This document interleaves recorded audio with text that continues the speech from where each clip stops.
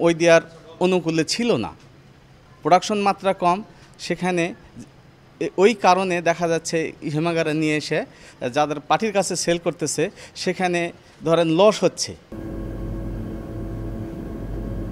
সরকার পতনের পর থেকে বন্ধ রাজশাহীর রাজ কোল্ড স্টোরেজে আলু বেচাকেনা। জেলার সবচেয়ে বড় হিমাগারে 4,20,000 বস্তা আলু মজুদ থাকলেও বিক্রি বন্ধ রেখেছেন মজুদকারীরা। খরচ আছে 10 টাকা, 2 কেজি ঘাটতি আছে, তাতে 48 টাকা পড়তা পড়ে আছে, তাতে কৃষকেরও লাভ হয়েছে না। কৃষক পার্টি বিক্রি করে ব্যবসায়ীরা যে কিনে, এটার ভিতরে দামের ভিতরে সমঝোতা আসছে না, যার জন্য বেচা বিক্রি একটু কম। পবা উপজেলার বেঙ্গল কোল্ড স্টোরেজ সহ কয়েকটি হিমাগার থেকে বাজারে অল্প পরিমাণে আলুর সরবরাহ থাকলেও জেলার 38টি হিমাগারের বেশিরভাগই বন্ধ। ব্যবসায়ীরা জানান, সরকার পতনের আগে পাইকারি বাজারে 55 টাকা ও খুচরা বাজারে আলু বিক্রি হয় 60 টাকা। বর্তমানে 5 টাকা কমে প্রতি কেজি আলুর পাইকারি দর 50 ও খুচরা বাজারে 55 টাকা। এ কারণে বিক্রি বন্ধ রেখেছেন তারা।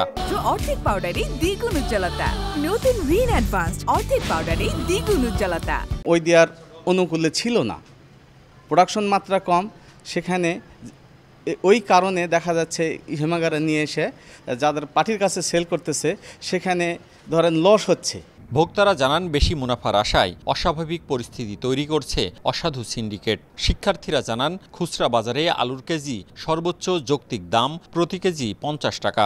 তারা আলু কিন্তু চাহিদা মতো ছাড়ছে না, সবসময় বাজারে একটা গ্যাপ করে রাখছে, যার কারণে কিন্তু আলুর মূল্যটা বৃদ্ধি হচ্ছে। আলুর বাজার স্থিতিশীল রাখতে কাজ চলছে বলে জানায় ভোক্তা অধিকার সংরক্ষণ অধিদপ্তর। বাজারে স্বচ্ছতা আসলে পণ্যের দামে কিছুটা অবশ্য পজিটিভ রেজাল্ট পড়ে, সেটা আপনারা দেখতে পাচ্ছেন।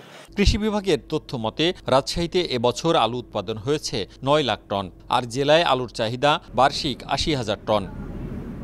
মওদুদ রানা, সময় সংবাদ, রাজশাহী।